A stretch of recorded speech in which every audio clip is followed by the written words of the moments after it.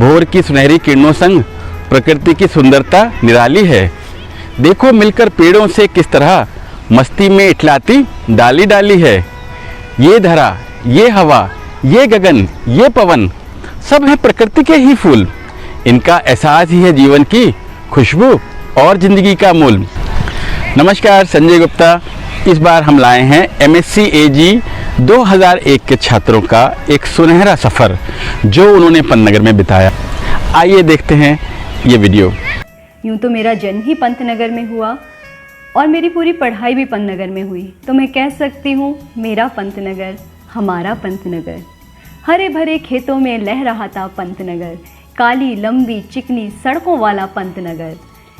मटकोटा पत्थर चट्टा से नगला तक का फासला तय करता पंतनगर। पंतनगर दोस्तों, पंतनगर का नाम सुनते ही वो सारी यादें, इतने साल जो हमने पंतनगर में बिताए थे, सब घूमने लग जाते हैं। मैं पंतनगर में डे स्कॉलर था और हमने हॉस्टल भी लिया था, तो बहुत सी यादें हैं पंतनगर से जुड़ी हुई। हम सभी जानते हैं पंतनगर में सीनियर्स अपने फ्रेशर्स का स्वागत किस गर्मजोशी से करते हैं। डिनर के बाद रात को रोज कॉरिडोर में पेशी होती थी और शुरुआत होती थी इंट्रोडक्शन से, जो हिंदी में देना होता था। हमारी एक कलीग जिसने फूड टेक में एडमिशन लिया था, उसको जब हिंदी में इंट्रोडक्शन देने के लिए बोला गया तो उसको नहीं समझ में आया कि फूड टेक को हिंदी में क्या कहेंगे, और उसने बोला कि मैंने भोज विज्ञान में प्रवेश लिया है। अब ये सुनना था कि हम सभी की हंसी छूट गई। पंतनगर की और एक बात बहुत अच्छी कि हम आपस में कोई कंपटीशन नहीं करते थे। हम एक दूसरे के, जैसे हमारा सेमिनार होता था सेकेंड ईयर में, तो एक दूसरे का सेमिनार कैसे अच्छा हो, हम उसका प्रिपरेशन साथ में सब करते थे। जुलाई 2001 में जब मैं हॉर्टिकल्चर डिपार्टमेंट में पहली बार गई थी, तो वो पूरा माहौल मेरे लिए एकदम नया था, क्योंकि कोई भी मेरा फ्रेंड नहीं था और मैं किसी को भी नहीं जानती थी। बट पंतनगर का माहौल ही इस तरह का है कि धीरे धीरे कब आपके दोस्त बन जाते हैं आपको पता ही नहीं चलता। और फ्रेंड्स भी वो ऐसे नहीं बनते हैं कि वो 1-2 साल तक आपके पास रहे और फिर नहीं रहे। वो फ्रेंड्स आज भी सबके सब हम कांटेक्ट में हैं। मेरी जो रिसर्च थी वो ग्लैडलेस क्रॉप में थी और मेरी जो वैरायटी थी वो रेड कलर की थी। हम लोग रोज़ ही फील्ड पे जाते थे रीडिंग्स लेने के लिए, और उस दिन भी गए सुबह सुबह रीडिंग लेने। तो लेकिन मैंने देखा मेरे कुछ फूल थे वो कम थे, तो मैं सोचने लगी, गार्ड से पूछा क्या हुआ, तो उसको भी कुछ पता नहीं था। लेकिन अचानक से मुझे हंसी आ गई और मुझे याद आया कि आज 14 फ़रवरी है।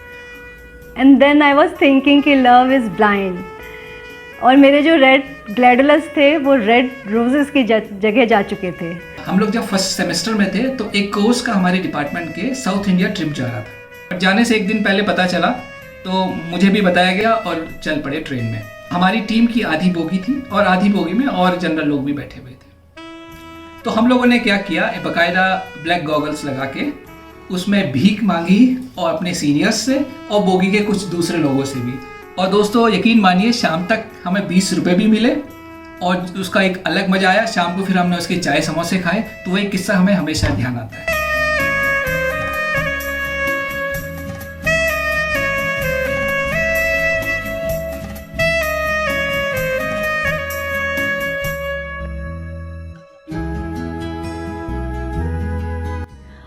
हमारे टाइम पे पंतनगर में लड़के लड़कियों का साथ घूमना, बातें करना अच्छा नहीं समझा जाता था, और हमारे एडवाइजर भी ऐसा ही सोचते थे।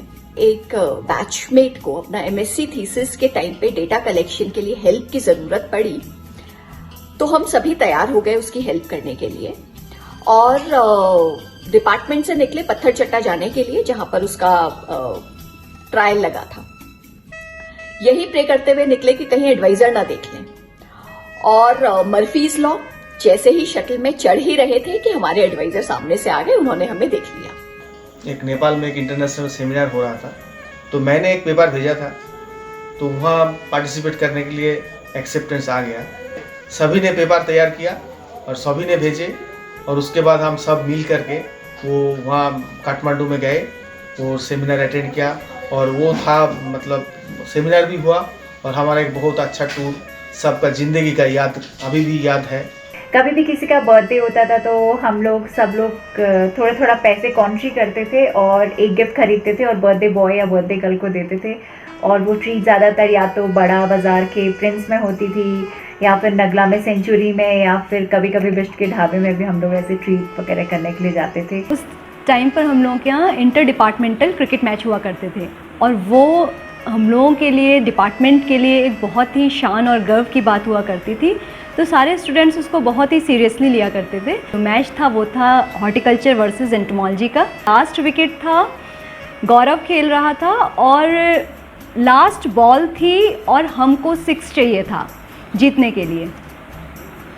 तो जब लास्ट बॉल फेंकी गई सबकी सांसें थम गईं और उसके बाद तो जो गौरव ने उड़ाया है तो हम लोग आसमान में देख रहे हैं और 2 चीज़ें हमें नज़र आ रही हैं। एक तो बॉल थी और दूसरा था बैट का पिछले वाला हिस्सा। तो हम लोगों की तो हंसी और खुशी का ठिकाना नहीं रहा।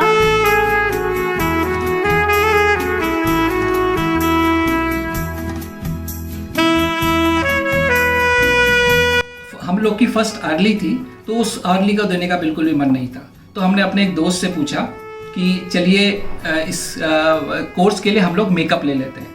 तो शाम को वो बोले कि ठीक है देखेंगे। पर जब हमने सुबह देखा कि वो बिल्कुल पढ़ के रेडी बैठे हैं और तैयार हैं बिल्कुल एग्ज़ाम के लिए, तो साहब हमें कुछ नहीं सूझा क्योंकि हमने तो पढ़ा नहीं था।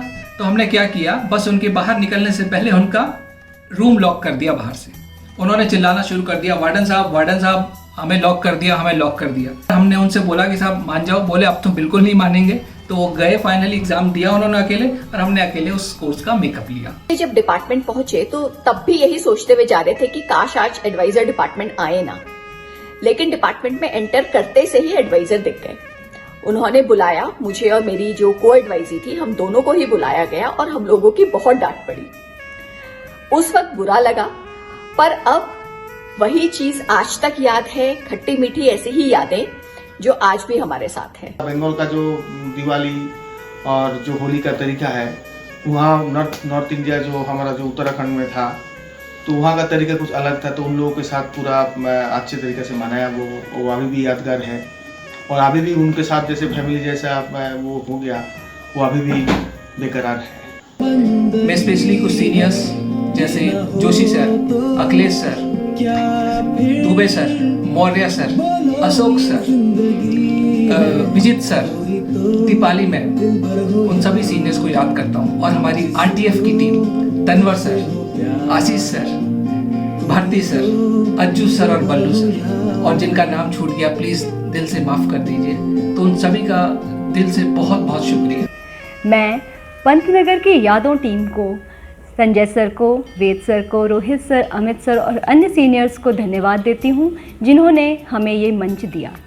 रुक जाना नहीं तू कहीं हार के, कांटों पे चल के मिलेंगे साए बहार के।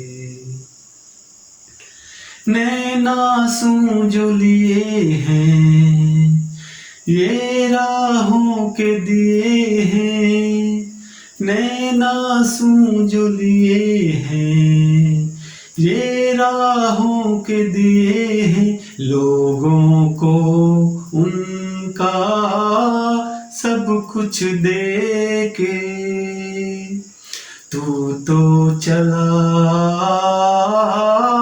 सपने ही लेके। कोई नहीं तो तेरे अपने हैं सपने ये प्यार के। ओ राही ओ राही ओ राही ओ राही, रुक जाना नहीं तू कहीं हार के, कांटों पे चल के मिलेंगे साए बहार के। तो कैसा लगा आपको आज का हमारा ये एपिसोड? आ गई ना पंतनगर की याद? ये बात ही ऐसी है। और सबसे बड़ी बात कि आपका जो स्नेह और जो प्यार अभी हमें फेसबुक में आपके कमेंट से, आपके यूट्यूब लाइक से और यूट्यूब में कमेंट से मिल रहा है, इसका तो कोई जवाब ही नहीं। आप सबको 1988 बैच की तरफ से हम बहुत धन्यवाद देते हैं और आपसे निवेदन करते हैं कि अगले एपिसोड का इंतजार कीजिए। नमस्कार।